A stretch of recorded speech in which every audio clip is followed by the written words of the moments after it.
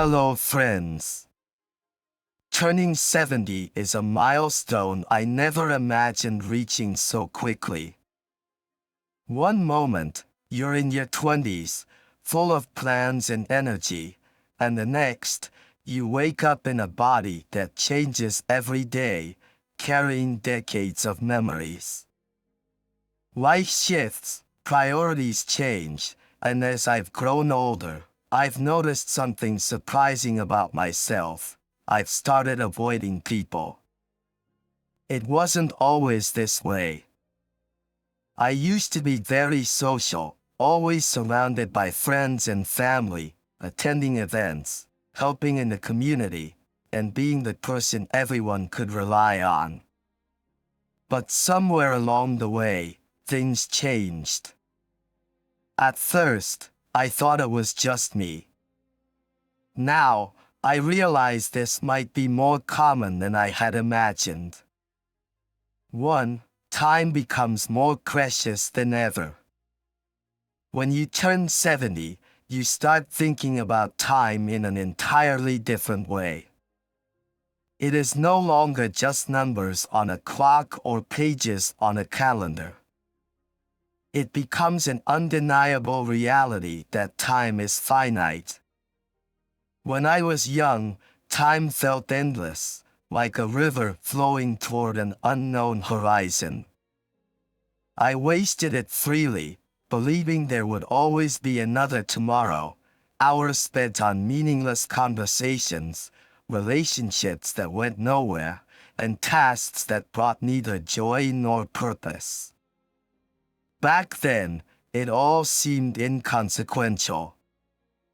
But now, every moment feels like a gift, and I don't want to waste it anymore. A study from Stanford University found that older adults tend to become more selective in how they use their time, no longer getting caught up in trivial matters that once seemed important. This doesn't mean they become indifferent or withdrawn. It means they start valuing quality over quantity. Now, I cherish the moments that truly matter. I find joy in quiet mornings, sipping coffee while watching the sunrise, feeling the warmth of the cup in my hands. I appreciate afternoon walks, hearing the crunch of leaves under my feet, grateful for the strength still left in my legs. I treasure peaceful evenings, sitting in my favorite chair, reflecting on the memories of a life well lived. In the past, I tried to fill my time with as many activities and people as possible, believing that would make my life richer. But I have come to realize that the opposite is true. A study from Harvard University confirmed that the quality of relationships matters far more than their quantity, and that people who prioritize meaningful connections have better mental health as they age. Now, I carefully choose where I go and whom I spend my time with. I would rather have a deep, thoughtful conversation with someone who truly understands me than attend a crowded gathering where I feel lost in a sea of faces. I fiercely protect my time because I now understand how irreplaceable it is. When you're young, you believe there's always a tomorrow, to fix a mistake, rekindle a friendship, or chase a dream. But as you age, you realize there are fewer tomorrows than you would like to admit. But this realization does not make me sad, it makes me intentional. I no longer waste time on pointless arguments, shallow conversations, or obligations that don't align with my values. Instead, I invest my time in my health, my passions, and the people who bring light into my life. And I have found peace in this shift. I no longer feel guilty for saying no to things that don't serve me. I no longer feel the need to explain myself when I choose solitude over socializing. It's not that I don't value relationships. In fact, I value them more than ever. But now, I want my connections to be meaningful, my conversations to be deep, and my remaining days to feel truly fulfilling, not just filled. 2. Relationships change, and so do we. As you live long enough, you realize that relationships don't always turn out the way you expected. There are people you once thought would be in your life forever, but at some point, you look back and realize they have become nothing more than a name in your contact list, someone you haven't spoken to in years. I used to believe that friendships were eternal, that the closest relationships would never change. But the truth is, life takes us in different directions, whether we want it to or not. One day, you realize that the people who were once a significant part of your life are now just distant memories. A study from Stanford University found that as people aged, they become more selective with their relationships. It's not because they are isolating themselves or shutting others out, but because they start to understand that not everyone deserves their time and energy. I remember when I was younger, I tried to stay connected with everyone. I remembered birthdays, attended every event, and was always available when someone needed me. I used to think that the more relationships I had, the richer my life would be. But over time, I realized that trying to maintain every connection only left me exhausted. Life slowly taught me an important lesson. Not all relationships are meant to last forever, and that's okay. Some people drift away because they change, some because I changed. Some relationships fade not because anyone did anything wrong, but simply because we no longer walk the same path. I once felt a deep sense of loss when I lost a close friend. We shared everything, believed we would always be part of each other's lives. But as the years passed, our conversations became less frequent, our meetings became rare, and one day, I realized we no longer understood each other the way we once did. That doesn't mean I don't cherish what we had. The memories remain, the lessons remain. But I also understand that not everyone is meant to stay in your life forever, and sometimes, letting go is the best thing you can do. Now, I only spend time with those who truly care about me, those who listen not out of politeness, but because they genuinely want to understand, those who stay not out of obligation, but because they truly value my presence. And as I reflect, I no longer feel sadness over the relationships that have faded. Instead, I have learned to be grateful that they were part of my journey. Because every person who has come into my life, whether for a moment or a long time, has helped me grow, has given me memories worth holding on to. 3. Living in silence doesn't mean being lonely. One thing I have learned, being alone does not mean being lonely. When I was younger, I feared solitude. I used to believe that isolation was something to be avoided, that you only truly existed when surrounded by others. But now, I understand that silence is a gift. A study from Oxford University found that people who embrace solitude tend to be happier than those who constantly feel the need to be surrounded by others. I used to feel the need to fill every moment with someone's presence just to avoid feeling alone. But now, I realize that silence is not emptiness. It is space for me to truly find myself. I no longer feel awkward sitting alone in a cafe. I no longer feel the need to attend every social event just to feel like I'm living. Now, I find joy in the moments of solitude.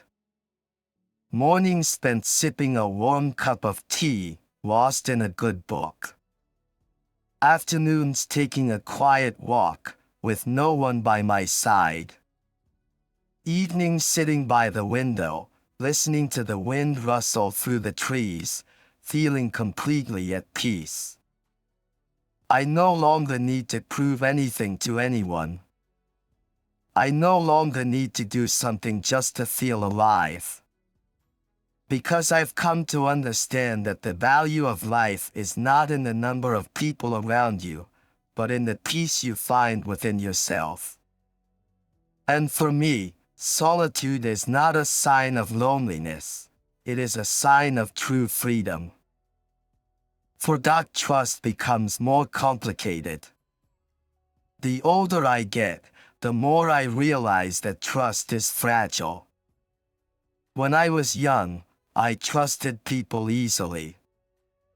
I believed in their promises, in the firmness of a handshake, in the sincerity of their words. I believed that when someone said they would always be there for me, they truly meant it. I believed that kindness would always be reciprocated, that loyalty and honesty were enough to sustain any relationship. But over time, life has taught me that not everyone deserves that trust.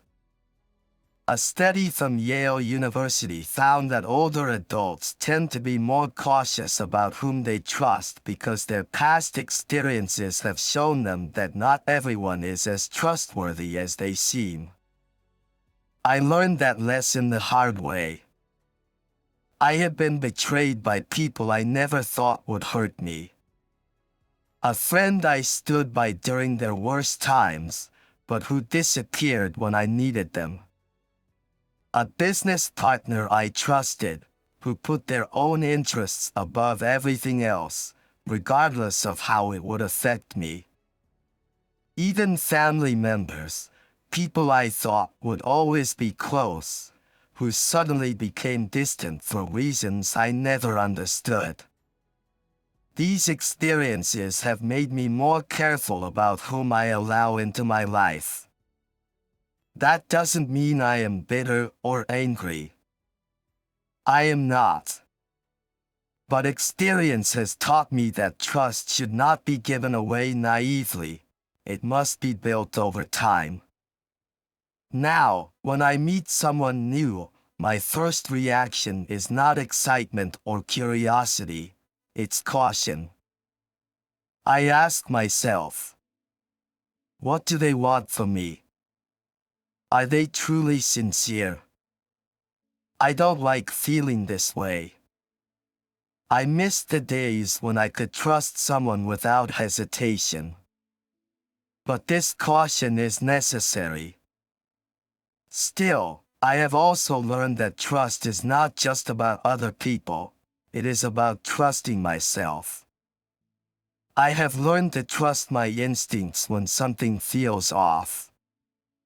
Instincts are not just unfounded suspicions, they are shaped by years of experience, by lessons learned through pain and disappointment. I have learned to trust my ability to walk away from toxic people, no matter how long they have been in my life. I have learned to trust that protecting my heart is not selfish, it is necessary. But most importantly, I have learned that trust, though often tested, never completely disappears. Despite the people who have hurt me, I still believe that there are many good people in the world. I still meet strangers who offer to help when I drop something at the store. A neighbor who checks in on me when the weather turns cold. An old friend I haven't spoken to in years, but who listens as if no time has passed. These small moments remind me that trust may be fragile, but it is never entirely lost. At 70, I have accepted that trust is a delicate balance. I do not build walls so high that no one can get through, but I also no longer leave myself unguarded. I choose to open my door to kindness, but I also keep my heart protected. 5. The world is not what it used to be. At 70, the world I live in feels like an entirely different place from the one I grew up in. It's not just the pace of life that has changed, it's the way people connect with each other. I grew up in a time when neighbors were like family. We knew each other's names and could drop by unannounced. People helped one another before being asked. Families gathered not out of obligation, but out of genuine love. There was a natural sense of belonging, a connection that didn't require effort to maintain. But now, everything feels more rushed, more distant. A study from the American Institute of Sociology found that social isolation among older adults has increased by over 30% in the last 50 years. It's not because older people don't want to connect. It's because the way the world operates today makes connection more difficult. People are too busy. Everyone is chasing careers, recognition, success, or simply trying to survive. Conversations feel rushed. We no longer take the time to sit down and truly listen to each other. Technology, though useful, has unintentionally created barriers. I am grateful for video calls with my grandchildren, but I still miss the feeling of sitting next to someone, hearing their voice in person, and feeling their warmth beside me.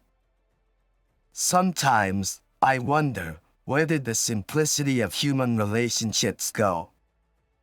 In the past, time together was priceless, not something that needed to be scheduled. Now, I see that everything feels more transactional.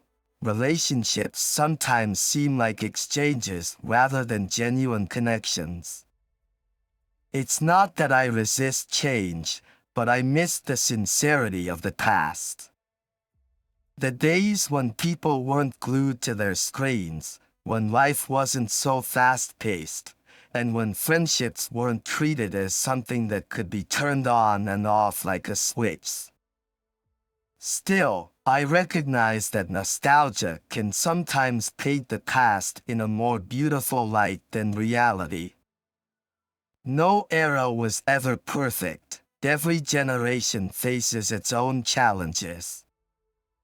But no matter how much the world changes, I will always hold on to the values that matter most to me: honesty, kindness, and the true meaning of human connection. 6. Solitude is not loneliness. When I was young, I used to think that being alone was something to fear. I believed that a person only truly existed when surrounded by friends, family, and lively conversations. I feared silence because, in my mind, silence meant loneliness. But now, I understand that silence is a gift. There is a vast difference between loneliness and embracing solitude. Loneliness is a sense of emptiness, a longing for connection that feels unattainable. Solitude is a sense of fullness, a peaceful contentment in being with oneself. A study from Oxford University found that people who can enjoy solitude tend to be happier than those who constantly feel the need to be around others. They do not depend on external validation to feel worthy. They do not need constant social interaction to feel like they are truly living. My happiest moments now do not come from crowded gatherings or endless conversations. They come from the quiet, something I once overlooked while chasing the fast pace of life. Sitting by the window with a cup of tea, silently watching birds glide through the sky, feeling each breath as it comes and goes. Feeling the warmth of the morning sun on my skin as I take a slow, unhurried walk, not needing anyone beside me to make the moment meaningful. Listening to the crackling fire on a cold evening, sensing warmth not just from the flames but from the deep peace within me.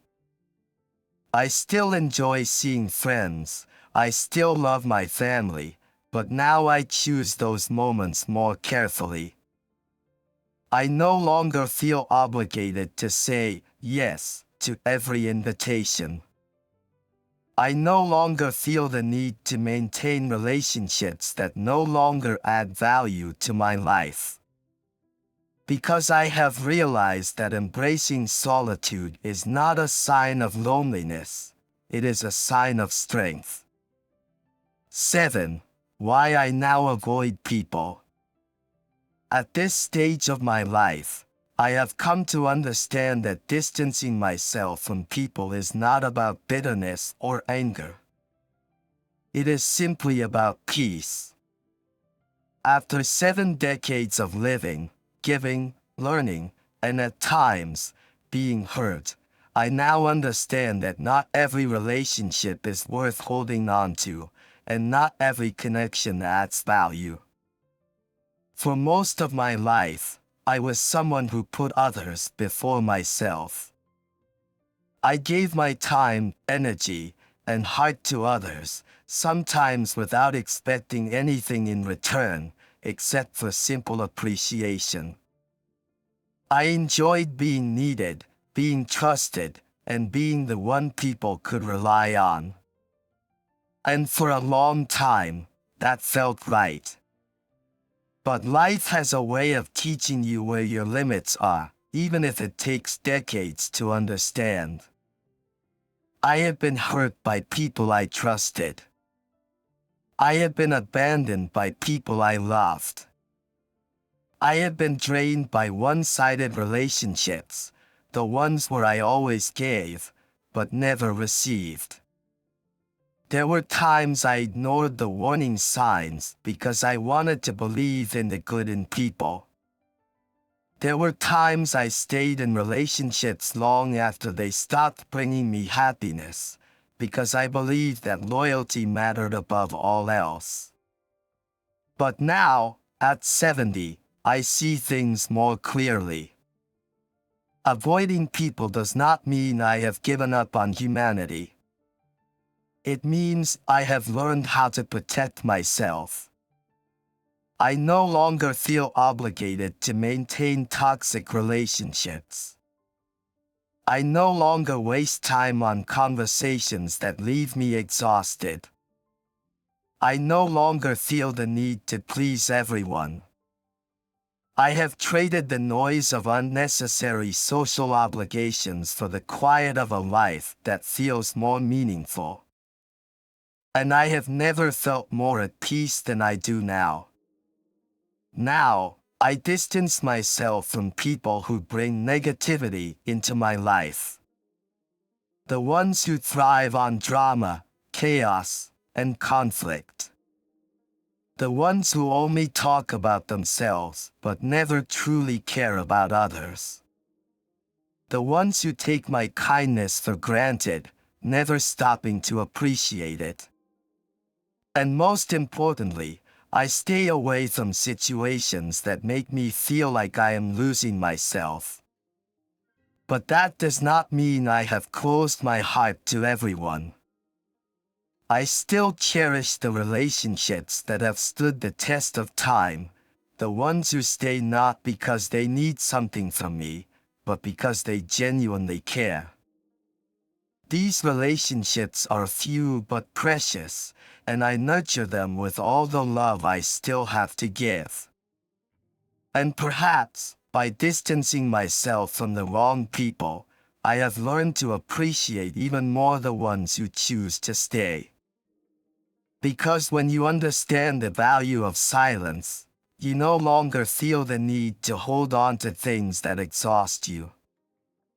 You start choosing only what is truly worth keeping. And you realize that peace is not loneliness, it is knowing where you truly belong. 8. Does this sound familiar? I often wonder if others my age feel the same way. Is it just me, or does time naturally make people more selective? Do the disappointments and heartaches of life make all of us more cautious, valuing peace above all else? When I look back, I realize that for most of my younger years, I lived to please others. I tried to be everything to everyone, a loyal friend, a reliable companion, a family member who was always present when needed. I gave my time, my energy, and my heart to ensure that those around me were happy. But over time, I realized that living that way was exhausting. And sometimes, I lost myself in the process. There were nights when I returned home from a gathering, feeling drained rather than fulfilled. There were times when I accepted invitations, even when all I truly wanted was to stay home, read a book, and enjoy the quiet. There were moments when I asked myself, why am I doing this? Am I doing it for me, or just to make others happy? Now, I no longer feel guilty for protecting my time and energy. Now, I no longer feel the need to apologize for choosing solitude over social interaction. Now, I no longer wonder if something is wrong with me when I need space to reflect and simply exist.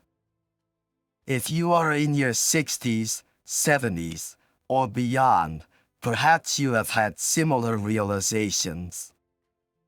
Perhaps you have also withdrawn from relationships that no longer serve you.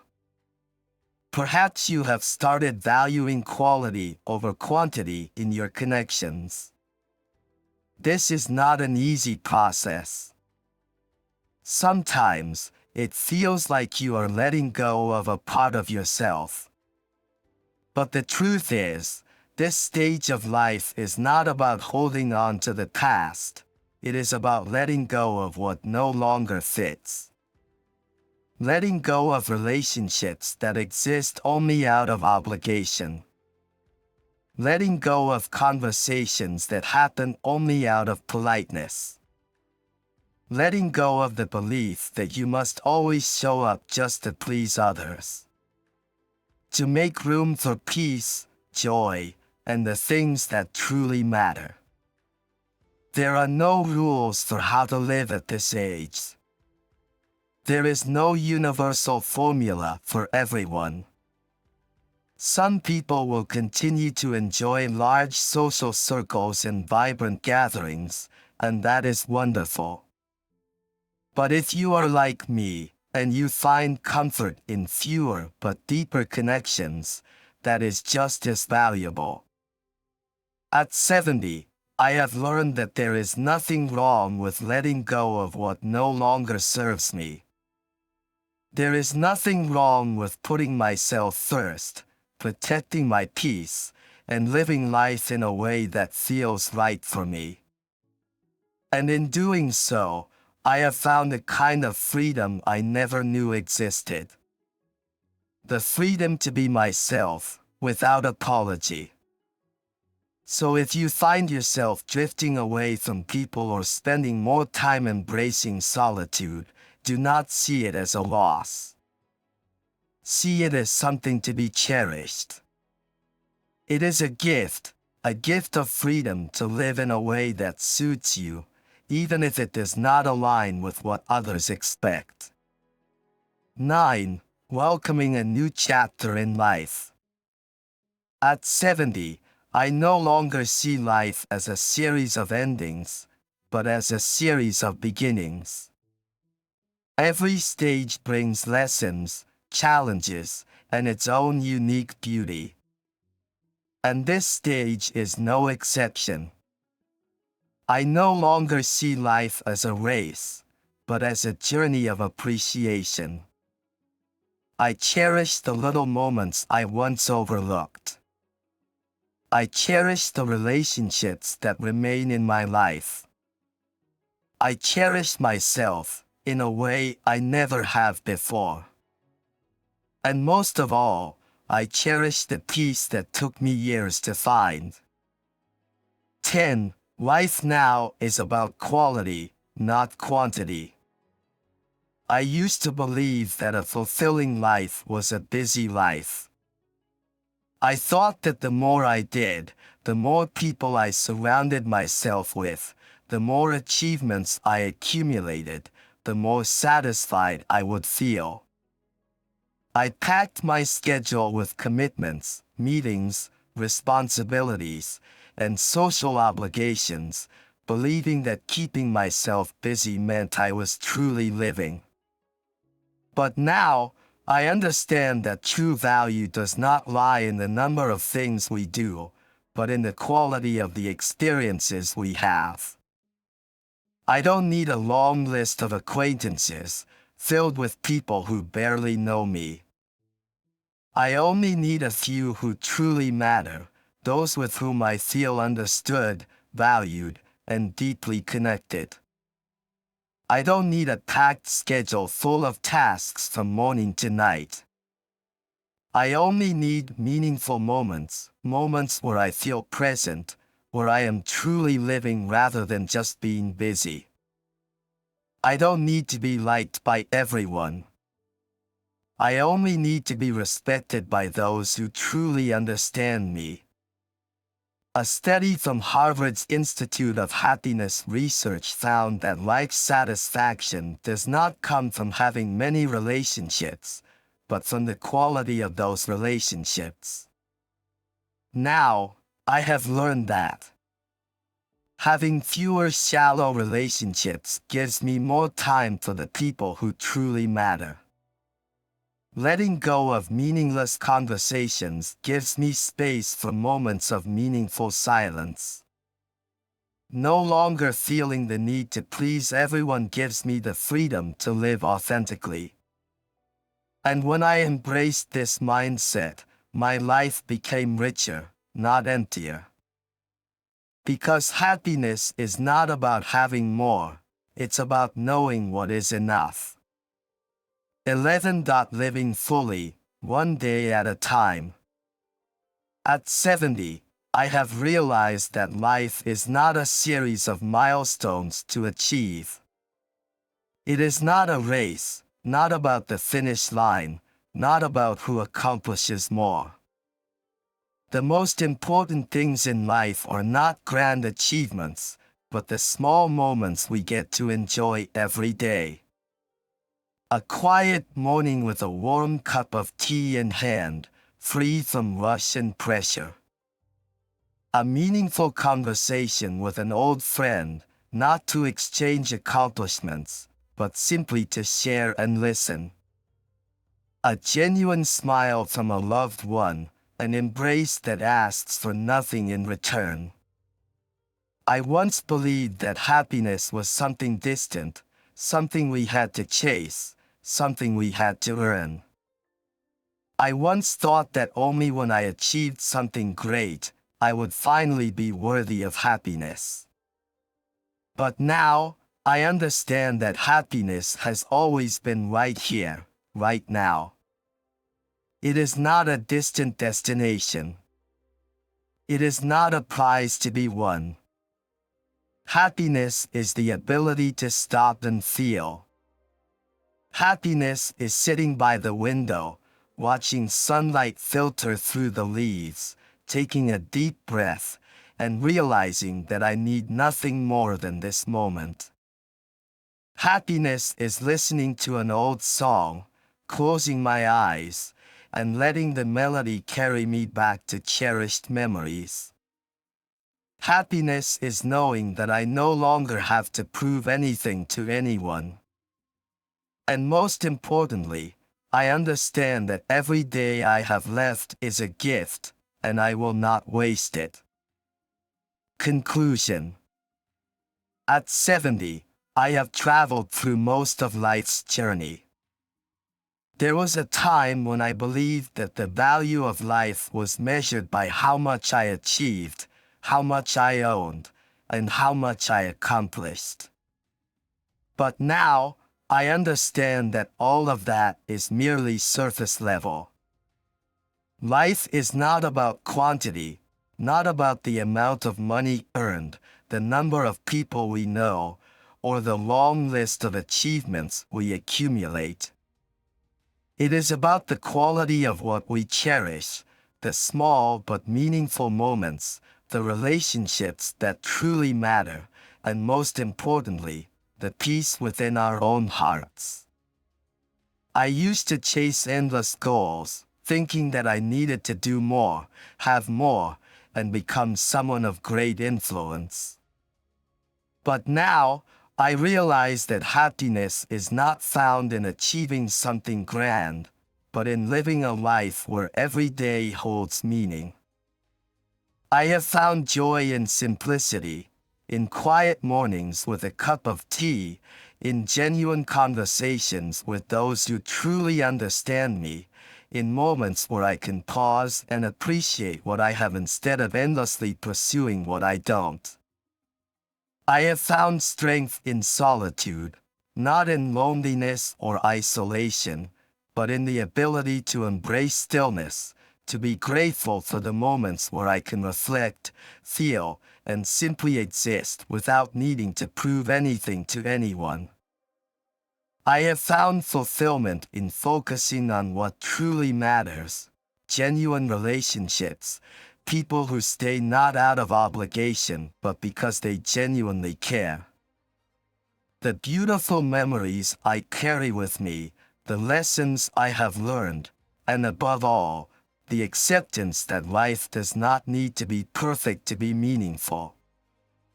I have learned that distancing myself from people is not about bitterness or resentment. It is about protecting the peace I have spent a lifetime searching for. I no longer feel obligated to maintain relationships that exist only out of habit. I no longer feel the need to engage in shallow conversations just for the sake of politeness. I no longer believe that I must please everyone in order to be accepted. Because I have come to understand that this life is mine, and I have the right to live it in the way that feels right for me. If you are on a similar path, remember that there is nothing wrong with choosing your own peace. There is nothing wrong with pulling back, being selective about the people you keep close, slowing down, and dedicating your time to what is truly meaningful. There is no single formula for how life should be lived. No one has the right to tell you that you must live in a certain way. This phase of life belongs to you, and only you know what brings you happiness. Cherish it. Live true to yourself. And most importantly, never feel guilty for choosing what brings you peace. Because in the end, that is what truly matters. If you found this information helpful, don't forget to hit like so that more parents can benefit from these valuable insights. And if you want to continue exploring scientifically backed parenting strategies that will help you become a wiser parent, build a stronger family, and raise responsible and respectful children, make sure to subscribe to the channel and turn on notifications now. Every day, we bring you practical strategies, the latest research, and deep insights to help you raise your children with intelligence, confidence, and love.